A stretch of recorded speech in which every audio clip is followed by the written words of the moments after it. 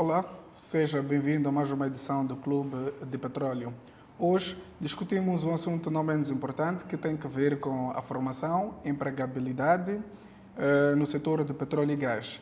Para nos ajudar nesta discussão e análise, convidamos Inácio Guambe, geocientista, a quem cumprimento desde já. Seja bem-vindo. Muito obrigado e mais uma vez estou de volta.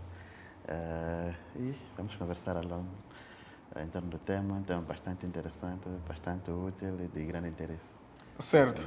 As descobertas de gás no Rovuma foram confirmadas por volta de 2010 e 11. Passam-se hoje cerca de 14 anos e a formação superior ainda não prioriza, digo assim, estas áreas, isso a nível local e não local. Muitos dos que se formam nesta área trabalham para empresas mesmo no exterior. O que esta realidade mostra ao país, a Moçambique, e qual é que devia ser a postura a quem de direito? Bem, essa é uma boa questão e é muito atual dentro do nosso contexto. E, de facto, embora houve alguns momentos de up and downs, mas já estamos a falar dessa indústria há bastante tempo. E também queremos relembrar que a indústria é dividida em fases. Né? Temos a fase da pesquisa, perfuração, que representa o upstream, e depois temos já a parte do processamento e outras operações que correspondem já ao mid e o downstream. Então, em todas essas fases, há sempre necessidade da mão de obra. E o número de moçambicanos envolvidos, o número de trabalhadores envolvidos nessas operações sempre vai variar em fases. Falou muito bem, houve descobertas já há pouco mais de 14 anos, mas temos que perceber que nas pesquisas esse é um número muito reduzido de profissionais e muitas das vezes são especialistas mais técnicos, nomeadamente mais geólogos, por acaso sou Certo.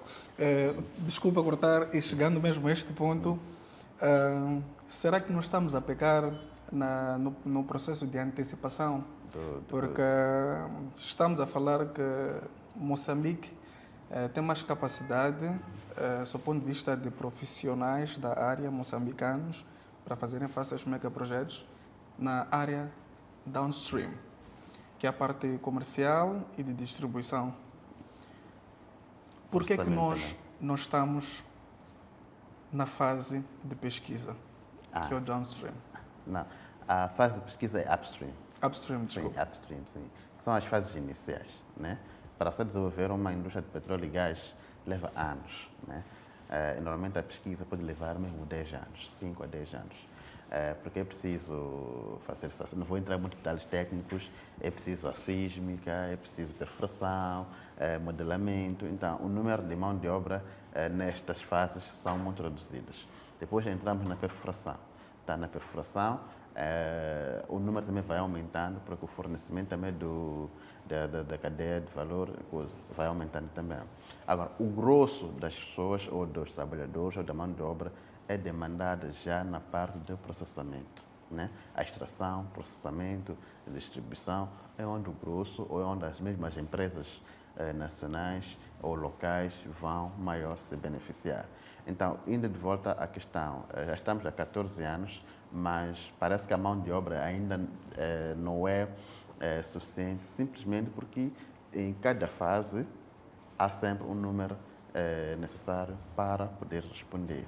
Agora, cabe a nós também, estamos a nos prepararmos, porque já estão a chegar as fases mais críticas, as fases onde precisamos de mão de obra, não somente científica ou engenharia, mas também do ponto de vista técnico. Costumamos dizer que não podemos nos focar apenas nos engenheiros. Há muita mão de obra técnica que é necessária e nós temos que estar nos preparar, e tenho visto alguns trabalhos que já estão nessa direção e podemos fazer, claro, um pouco mais. E quais são os caminhos para chegar até lá? Tudo bem. Eu vou começar talvez por ver as coisas no sentido macro, né?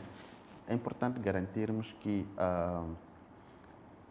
o país não tem apenas os ganhos econômicos ou financeiros, mas também o conhecimento, troca de competências, melhor, desenvolvimento de competências e também sustentabilidade da mão de obra nacional.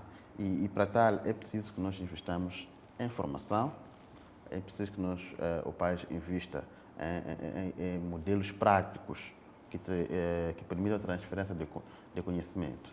Em termos de formação, um bom trabalho está sendo feito. Já desde por aí 2010, 2011, 2012, há muitos jovens que foram à Malásia, há muitos jovens que foram à Argélia, eu próprio fui à França. Então, em termos científicos, de engenharia, de geociência, há muita mão de obra moçambicana disponível, alguns já estão a trabalhar. Mas não podemos esquecer que o trabalho não se restringe somente nos megaprojetos. É preciso, principalmente na fase que já estamos a chegar, que é a fase da construção, principalmente essa fase da construção. Há muitas atividades e há muitas empresas que vão participar. E essas empresas também vão precisar de mão de obra. Então, há necessidade de não só se focar no ensino superior, mas, sobretudo, no desenvolvimento de áreas-chave. Áreas como serralharia, áreas como mecânica, automação, áreas como eletricidade industrial, são áreas muito importantes que têm muita necessidade dentro das empresas. Certo. E pensando numa vertente mais macro, é sabido que Moçambique tem sua vantagem pela localização, estudos vão sendo feitos, pesquisas vão sendo feitas. Será que estamos a adotar uma boa postura ao não termos a massificação dos cursos que envolvem esta área de pesquisa, que ainda estamos praticamente ausentes a nível nacional, falando de cidadãos moçambicanos com estas capacidades? Será uma escolha inteligente não termos massificação desta formação a nível das nossas universidades? E acredito que está acoplada à questão do financiamento e acesso aos valores para poder desenvolver estes cursos a nível das nossas universidades. Mas não era este o momento de agir? Não pensar pelo menos a curto prazo, se calhar daqui a 10, 15, 30 anos, podermos já explorar os nossos recursos por via das nossas próprias mãos? Tudo bem. Boa questão. O que acontece é que eu acho que na área do upstream o país não está mal, né?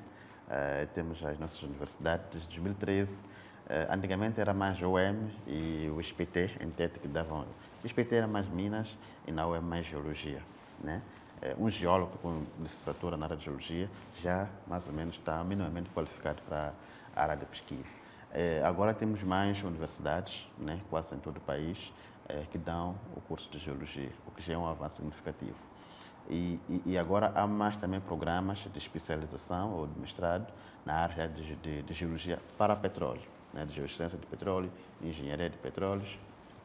Isso é muito bom, até por acaso já nos últimos 2 anos a Universidade de Mondlane, passou a publicidade, introduziu já a Geologia de Petróleo. Isso mostra que há muita necessidade de ter formandos ou mão de obra qualificada. Mas atenção, por quê? Porque a pesquisa é limitada. Quando nós já entramos na parte de desenvolvimento, os geocientistas ou a parte da pesquisa diminui um pouco, não se corta no total, né? Porque a pesquisa sempre continua até no fim da vida de uma exploração. Então, vai haver mais necessidade já da parte de engenharia, né? Da parte já quando falo de engenharia, falo de engenheiros de reservatórios, engenheiros de produção, engenharia química, muitas outras áreas. Mas a pesquisa como tal é mais no início, né? Claramente que uma parte dos cientistas vão monitorando, quando você extrai é preciso ter uma ideia real do quanto que ainda temos dentro do nosso reservatório. E olhando ainda para a parte da formação, ia perguntar se as instituições que esteve aqui a levantar têm algum tipo de associação com as grandes empresas ou multinacionais por via do governo ou Estado que representa as instituições cá em Moçambique para este tipo de intercâmbio em termos de formações? E se existem, por que ainda não é de primeira algo visto. Tipo visível. Sim. Sim, sim. Realmente, aqui há sempre uma combinação de três grandes intervenientes, ou até mesmo quatro intervenientes. Primeiro seriam as universidades ou as instituições de formação, né? Que são eles que transmitem o conhecimento. Mas também o segundo interveniente seriam os operadores, né? Estamos a falar de empresas que detêm as licenças, que estão a desenvolver trabalhos de pesquisa e produção ou exploração. Os terceiros são as empresas de serviços, né? Essas empresas de serviços são as empresas que são contratadas pelos operadores para diferentes serviços que eles têm. E também tem o governo, também, Exato. através de políticas que facilitam essa interligação. Costumo dizer que o governo não está lá para ditar regras, não, mas sim para criar facilidades, né? Para que haja essa interação.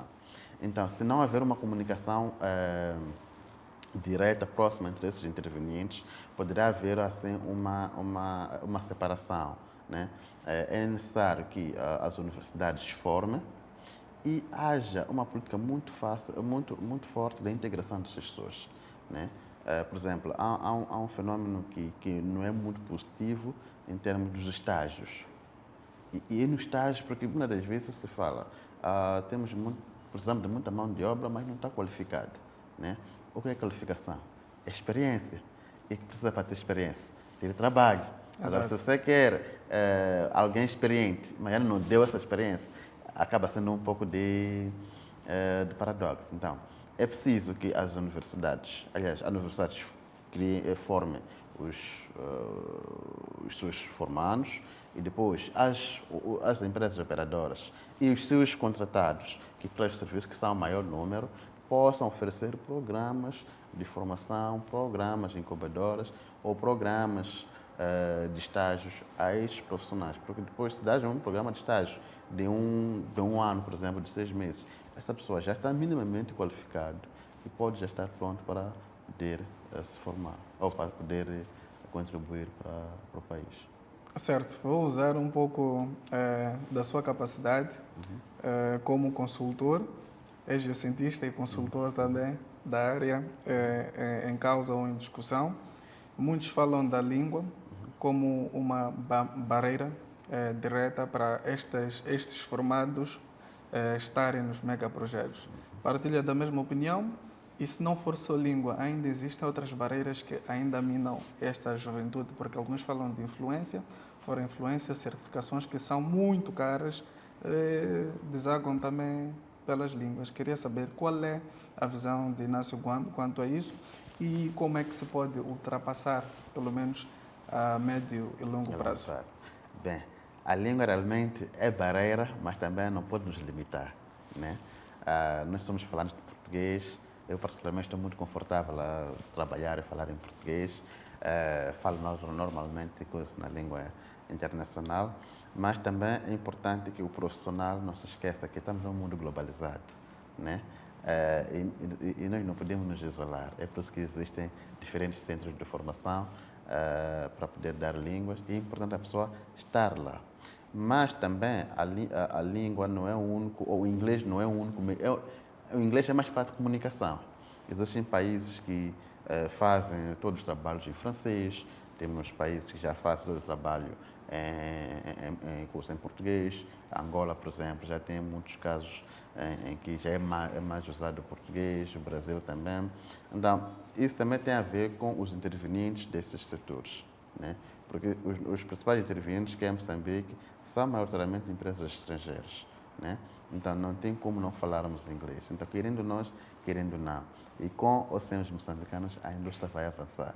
Então, vale a pena estar pronto e ganhar e poder fazer parte do que esperar estar português. Então, o meu conselho é até para muitos que querem essa coisa, aprendam línguas, principalmente o inglês. É importante ter certificação em inglês. Agora, quanto a outras certificações, sim, há necessidade de certificação, principalmente para fases críticas ou para operações críticas, por exemplo, operações offshore. É preciso ter o BUSET, ainda não temos um centro de BUSET em Moçambique. É preciso ter formação na área de higiene e segurança, Por acaso, agora, se você, quem é atento, publica-se muitas vagas sobre oficiais de higiene e segurança. Isso significa que é um potencial que as pessoas podem, os profissionais devem se certificar para isso. E há muitas outras certificações, porque a indústria de petróleo e gás não é como uma qualquer outra indústria, é uma indústria exigente, onde a falha de uma pessoa é uma catástrofe. Exato. Então, é por isso que não podemos olhar para essas necessidades como um simples fator de exclusão. Não, mas são necessidades para garantirmos que protegemos a vida humana das pessoas que estão lá, protegemos os equipamentos, que são muito custosos, são de muito dinheiro, e também protegemos o ambiente, porque é onde vivemos. Se nós não protegemos o nosso ambiente, não vamos poder deixar esse mundo para as futuras gerações. Então, os requisitos, as certificações não são para exclusão, mais uma vez, são para garantir que o trabalho ande de forma planeada e Certo. também não haja nenhum incidente. Certo. E, indo mesmo para este ponto, vamos atacar um grupo maior, que são as empresas Ok. que queixam-se de exclusão nos megaprojetos, alegando que a lei não os protege. Não. Fora a questão da lei, que ainda é um material a ser trabalhado. Inácio Gwambe acha que as empresas estão em condições, empresas moçambicanas, estão em condições de prestar seus serviços aos megaprojetos? Boa questão. Eu também costumo falar em debates que a indústria veio em Moçambique para ficar, né? Nenhuma empresa, estamos a falar de investimentos de 20, 30 bilhões. Esses investimentos não vão simplesmente desaparecer assim. Então, ou nós nos preparamos, ou nós vamos continuar sempre com os mesmos debates. Há sim empresas que podem, porque também não podemos olhar para a prestação de serviços como apenas fornecer equipamento de perfuração ou fornecer alimentos. Há uma cadeia de valores dentro de cada fase. E é importante que as pessoas primeiro tenham conhecimento o que é isso da indústria de petróleo. É porque muitas vezes damos formações na empresa onde trabalho, damos formações introdutórias do que é isso de petróleo e gás. Porque há quem tem o produto de boa qualidade, mas há exigências, né? As certificações, mais uma vez, conforme falei para a questão dos trabalhadores, não é para exclusão, mas é para garantir qualidade e para garantir, porque são negócios que envolvem muito dinheiro, envolvem muitas quantidades. Vamos supor, por exemplo, esse debate sobre o ovo, né? Para você fornecer, pode ter um produtor que produz 1000 ovos, mas é preciso fornecer num acampamento onde tem 3000 pessoas. Esse produtor pode ser dado de um contrato, mas é preciso garantir que esse produtor, forneça a quantidade exigida a tempo, na mesma qualidade. Agora, esse aqui é o desafio. O produtor não tem capacidade para apresentar o serviço na mesma quantidade, na mesma qualidade, e precisa ele se aliar a outras pessoas. Isso também poderia ser uma chamada de atenção. Que nós, empresários moçambicanos, precisamos também nos unirmos, né? Precisamos nos unirmos. Há aspectos que Unir refere-se a uma associação, há de uma modo a joint garantir... venture, exatamente, colaboração. Né? Certo. Porque se nós temos, vamos supor que se eu produzo ovos, outra também produz ovos, outra também produz, nós podemos fazer uma colaboração, uma joint venture, um consórcio. E depois, nesse consórcio, procuramos já certificações que são necessárias e conseguimos garantir. Agora, a certificação não é o único aspecto que é necessário. Podes prestar serviços sem precisar de certificação. O mais importante é garantir, porque a certificação é muito mais um garante de qualidade, né? Mas muitas das vezes o cliente ele pode ver, ou o operador, quando falo do cliente, não estou a falar de quem contrata os serviços, pode ver que essa empresa aqui só não tem um papel que eu preciso, mas eu consigo ver todos os requisitos que são necessários. Consigo perceber que tem qualidade, consigo perceber que tem credibilidade dentro do mercado. E pode ter uma coisa. Claro, isso não substitui a certificação, mas não é a única barreira, né? E também é preciso entendermos quais são as oportunidades por cada fase, né? Quais são as oportunidades por cada fase. Formação é uma oportunidade, a área de higiene e segurança é uma oportunidade, a área da construção, a área da alimentação, a área quando falo de segurança, né, temos a segurança no trabalho, mas também tem a segurança, o security, por assim dizer. Então, são diferentes áreas que nós podemos fazer. E olhando diretamente para a lei, qual é a visão de Inácio Gomes sobre a lei de conteúdo local? Agora foi submetida Olhando, olhando para aquela que é a realidade do nosso empresariado nacional. Eu penso que a lei de conteúdo local é mais do que necessária, é mais do que urgente, porque precisamos redefinir todos os escopos, todas as balizas para envolvimento massivo de empresariado moçambicano. Mas também queria chamar a atenção que não podemos olhar no sentido das empresas, mas temos também olhar no sentido de sustentabilidade. E quando falo de sustentabilidade, falo de conhecimento, falo de qualificações. Então é importante garantirmos que não lutemos para ter mais empresários, mas também lutemos para que haja mais profissionais dentro do setor, porque os profissionais moçambicanos são o futuro, né? Então, a lei em si me parece uma lei muito boa, né? É necessário, por causa nós ainda não temos, temos diferentes decretos, normas, a lei é necessária, como temos, por exemplo, está sendo revisto a lei de petróleos, também temos a lei de minas que foi submetida pela Sua Excelência. E a quem recai esta responsabilidade de garantir esta formação ou criar incentivos para que esta formação seja bem sucedida nestes termos, nos períodos que a curto, médio e longo prazo? Sim, no início, como eu falei, da relação que deve existir entre a academia, os operadores e as empresas de serviços e também o governo, né, como facilitador. É preciso que haja não é responsabilidade de uma única entidade, porque é um ecossistema. Nós precisamos criar um ecossistema que permita que as pessoas cresçam, que as pessoas desenvolvam conhecimento. Porque mesmo para as próprias empresas, se é uma empresa moçambicana, não vale a pena só estar registrada em Moçambique e ser operado por pessoas estrangeiras. No final, não teremos a fazer muita coisa. É importante que garantirmos que existe uma participação massiva dos moçambicanos. E, mais uma vez, não podemos olhar para os serviços como serviços de engenharia, serviços muito mais especializados. Há trabalhos genéricos que nós podemos fazer, trabalhos técnicos que precisam de conhecimento técnico. Então, isso é preciso as instituições de formação fazer a sua parte, os operadores e empresas de serviços, as empresas contratadas, possam oferecer programas ou inclusão das pessoas que saem da academia. Porque sem isso, estaremos apenas a ver as coisas assim ao alto, mas sem estarmos lá. Certo.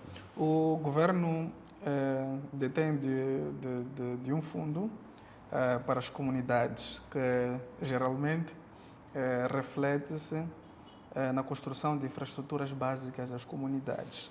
Não seria este um mecanismo direto para uma formação mais técnica para as comunidades que estão ao redor dos megaprojetos? Bem, essa é uma questão realmente ampla e precisa também de uma abordagem um pouco mais ampla. Por quê? Porque é de lei, todas as empresas, né, têm sempre um plano de responsabilidade social e corporativa, né?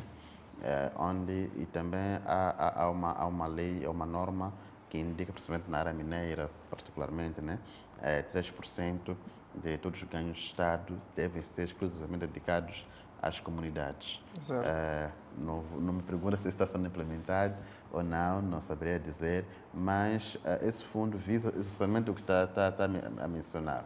Agora, a educação não é a única prioridade do Estado, ou do governo, ou das comunidades. Ainda há necessidades básicas. Então, eu olho para a formação não no sentido local, que é muito importante a educação das pessoas locais em particular, mas também olho como uma estratégia nacional, né? Porque Moçambique é o único. Um engenheiro não precisa sair apenas de Cabo Delgado. É preferencial que seja de Cabo Delgado, mas pode vir de qualquer parte do país, porque Moçambique é o único.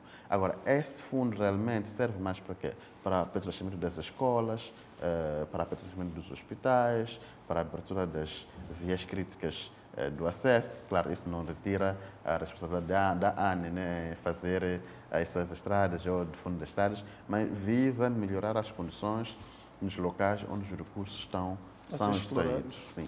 E é uma norma que, bem executada, é maravilhosa.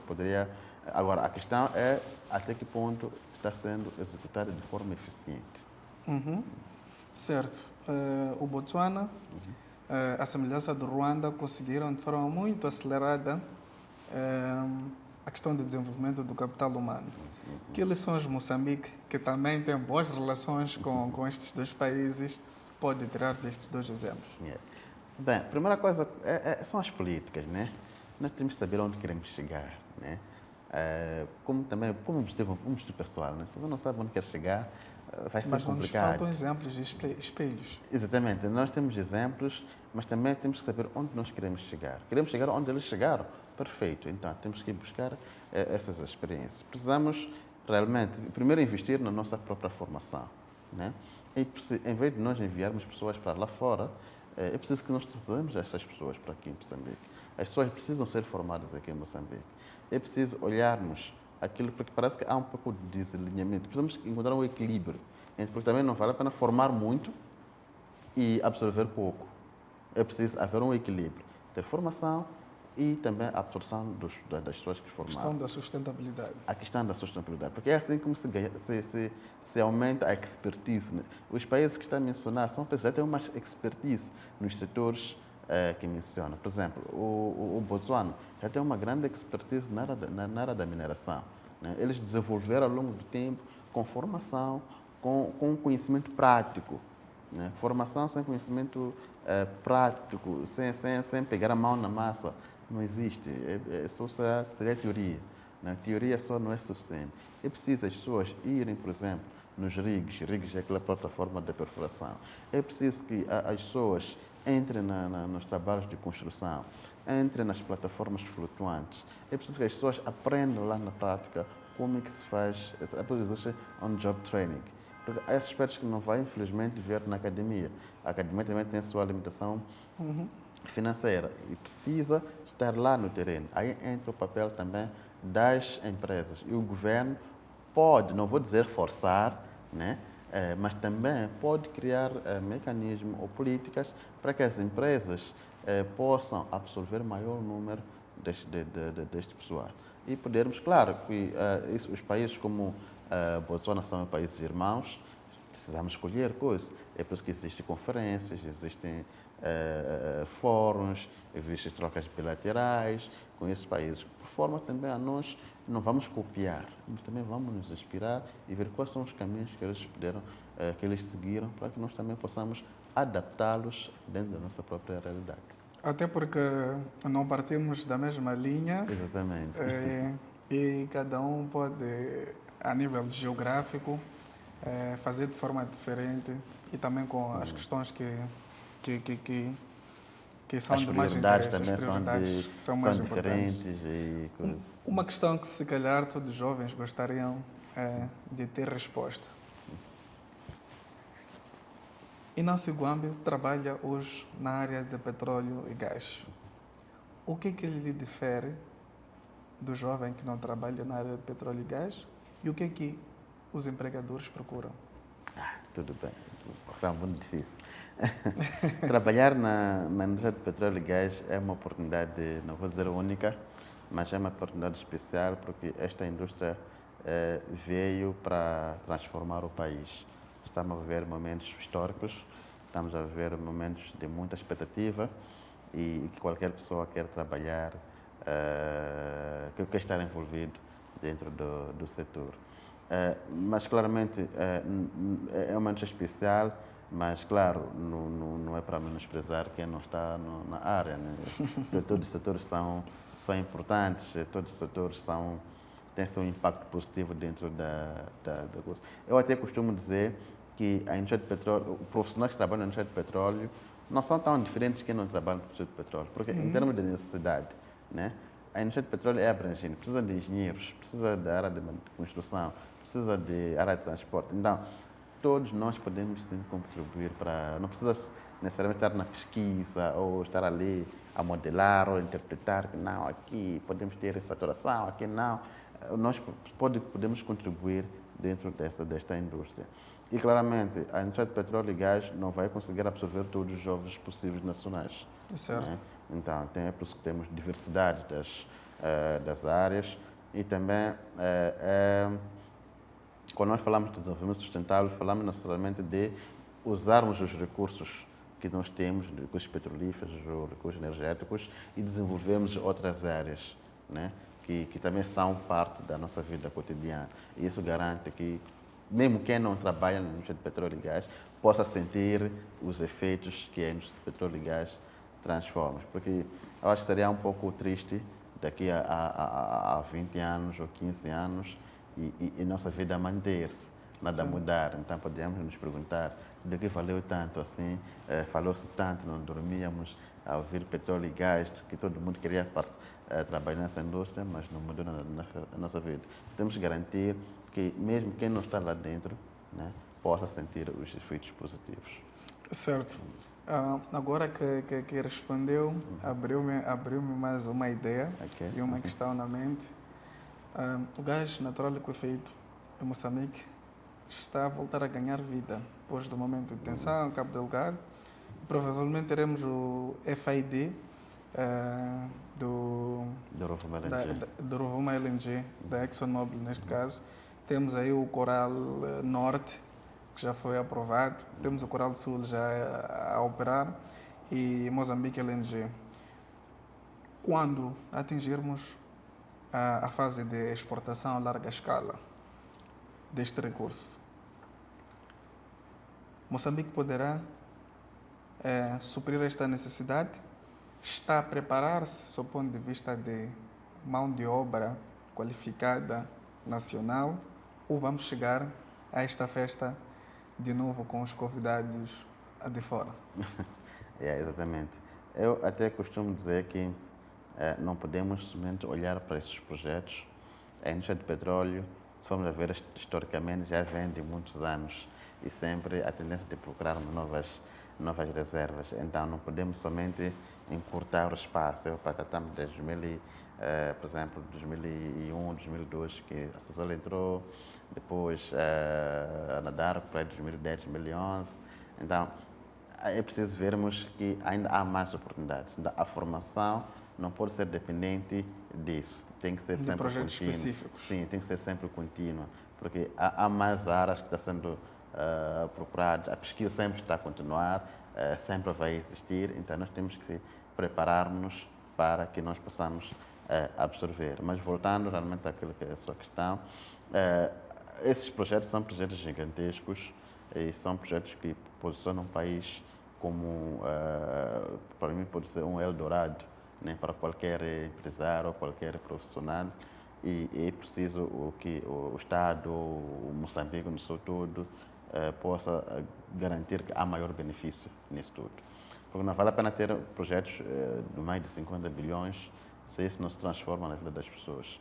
Eu acho que não seria muito prático ou muito recomendável. É preciso que isso se transforme na vida das pessoas. É preciso garantirmos que, embora nós não temos muita experiência, porque temos também que ser sinceros conosco mesmos, não temos muita experiência, e o que nós estamos a fazer para reverter esse cenário? É preciso voltarmos novamente à questão da formação. E a questão de formação não é para o senhor dizer, mandamos tantos para a Malásia, mandamos tantos para a França. Não, tem que ser, mandamos tantos para a França, agora estão aqui, estão a trabalhar, porque são essas pessoas que depois de um certo tempo estarão a dirigir as operações e os trabalhos das operações petrolíferas. Então, há necessidade também do governo estar sempre a alinhar, estar sempre a monitorar para que nós não possamos cair naquela situação de ter tudo, mas não ter nada ao mesmo tempo. Certo. Se fosse convidado a dar uma recomendação ao governo, às empresas, às famílias moçambicanas, o que diria sobre a empregabilidade, a formação e os investimentos na área assim, que é de petróleo e gás? Bem, a minha grande mensagem seria tem que haver mais diálogo entre todos os intervenientes. É preciso que os moçambicanos e que os profissionais se qualifiquem, estejam prontos para as oportunidades. As oportunidades existem, são reais, as oportunidades ainda mais vão existir. Não podemos simplesmente nos limitarmos em áreas específicas, como por exemplo, tem que ser geólogos, não precisamos nisso. É preciso compreendermos a indústria e tentar identificar áreas potenciais, né? Áreas que mais se alinham ao nosso perfil e podemos trabalhar nisso. É preciso nós entendermos quais são os requisitos, quais são as necessidades e podemos melhor desenharmos as estratégias. Do ponto de vista do Estado, do Governo, é preciso que nós criemos mais políticas, é preciso que criemos mais estratégias para a capitalização e garantirmos que haja um pouco de mais sustentabilidade dos recursos. Daqui a algum tempo, não pode ser, temos que ser capazes de, a nível nacional, conduzirmos programas de pesquisa, conduzirmos programas de perfuração, podemos ir à Itália ou ir aos Estados Unidos, ir contratar um contrato para poder fazer perfuração, poder fazer nós também os nossos projetos. Então, temos que ser capazes de fazermos isso. Claro, a ideia não é tirar os operadores, não, mas temos que ser capazes de que os moçambicanos sejam capazes, os moçambicanos beneficiem-se do máximo possível dos recursos que têm no seu território. E, claro, garantirmos que esses retornos se reflitam também nas nossas comunidades, se reflitam também no desenvolvimento do próprio país. O petróleo é nosso, mas não somos nós que vamos ter levar a vender. Não, significa que quem recebe os benefícios disso deve garantir que haja distribuição por todas as esferas dentro do nosso país. Certo. Ouvimos mesmo aqui uma consultoria gratuita de um consultor. Não, existimos para isso. Mas vou aproveitar esta deixa para fazer uma questão um pouco indecente. A questão dos consultores. Há alguma diferença de termos um consultor nacional que alia a sua experiência, a sua análise, ao patriotismo, mas também temos o consultor internacional que muitas das vezes é o bem do cliente, mas muitas das vezes ou todas as vezes aliado àquilo que serão os seus benefícios pessoais. O que acha destes dois grupos e qual é que seria a melhor opção para o Estado moçambicano? Eu vou dar exemplo na empresa onde trabalho atualmente, que é a Rosconsult. Nós temos serviços desde o upstream até a área de formação HSI, que estava a mencionar inicialmente. Preferencialmente, é sempre recomendável, né, uma consultoria nacional em qualquer atividade, né? Seja consultoria, seja serviços ou qualquer outra área. É sempre preferencial uma empresa que é nacional. Agora, nós temos já a questão da experiência, né? A questão da experiência, porque, conforme disse antes, essa indústria é exigente, exige muita coisa. E o cliente não vai nos dar um contrato se não sentir que nós somos capazes de fazer. Não vamos, infelizmente. Por quê? Porque um erro que pode parecer muito negligenciável pode nos custar milhões de dólares. E quem vai pagar isso? Ninguém vai querer pagar essa fatura. Então, é por isso que há essa procura por consultores que já tenham a experiência. Se existe um consultor moçambicano que tem experiência, que tem as qualificações, vão ser dados o contrato. Não vou dizer automaticamente, mas é preferencial. É por isso que, por exemplo, na nossa empresa sempre fazemos parcerias. Esse é um conselho que eu dou a muitos empresários moçambicanos. Sozinho não vamos longe, mas com os outros, vale a pena ganhar um pouco de muita coisa do que ter muito de nada, conforme se diz na gíria popular. Então, há necessidade de nós irmos nos aliar àquela pessoa que é confiável do operador, porque na indústria, na verdade, existem áreas que já têm dono, né? Não simplesmente por exclusão, mas é assim em todo mundo. Talvez só uma, duas, três empresas é que fazem aquela área. Então não tem como um empresário moçambicano fazer a coisa. Desenhar uma plataforma flutuante não é algo que nós vamos conseguir fazer, vai dizer que tem uma empresa moçambicana que vai fazer isso. Não, é preciso sempre contratar um estrangeiro, talvez duas ou três empresas é que têm capacidade de fazer isso. Então não é uma questão de exclusão, ou não é uma questão de preferência, o quê? É uma questão de disponibilidade de quem sabe fazer. Agora, o que nós podemos fazer é garantirmos que daqui a 10 anos tenhamos empresas nacionais que já nem precisem mais de fazer joint ventures com outras empresas. Exato. Mas isso requer o quê? Formação, experiência, porque também se formação sem experiência na massa também nada vale. Então é preciso nós fazermos essa troca de experiência, essa transferência de conhecimentos entre o consultor nacional, que vai se aliar a um consultor internacional e criam um serviço específico aqui em Moçambique. Certo. Queremos agradecer, Inácio, mais uma vez, por estar aqui a debruçar de um tema não menos importante para o desenvolvimento de Moçambique. Eu vou dar-lhe a última palavra para poder despedir-se dos nossos telespectadores e tenha bondade. Primeiro, agradecer mais uma vez pelo convite. É sempre para mim um prazer falar sobre essa indústria. É uma indústria que temos todas as expectativas para que nos beneficie mais. E voltar mais a apelar que há necessidade de nos reposicionarmos, há necessidade de nós definir as nossas prioridades, há necessidade de nos formarmos. Nos formarmos não é luxo, é preparação, é estratégia. É preciso que todo jovem ou todo empresário que queira se alinhar a esta indústria compreenda quais são todas as fases, quais são as oportunidades, siga todas as páginas das empresas nacionais, não somente das grandes empresas que operam, mas também as empresas que prestam serviços, recrutadoras, porque quando falo disso, eu estou a ver na vertente de empresário e vertente também de um trabalho que nós podemos pedir numa instituição. E também apelar também às instituições que têm direito, ao governo, que continua a fazer um trabalho para garantirmos que há maior beneficiamento, que há maior ganho para o nosso país. E os ganhos são sempre diversificados, tanto em termos de receita, em termos de número de moçambicanos presentes, em termos de número de empresas que estão lá a operar, e tudo isso faz parte sempre, ou saímos sempre a ganhar nós todos. E nos convidem mais vezes para essas conversas. Muito bem, agradecemos nós Inácio Guambi, geocientista, que esteve cá no programa a discutir e analisar a empregabilidade, oportunidades e no setor assim que é de petróleo e gás. Defendeu cá junto de nós que deve haver mais união por parte dos diferentes intervenientes do setor, que é para garantir mais sustentabilidade e avanços neste setor de petróleo e gás no país. Nós voltamos numa próxima oportunidade e até já.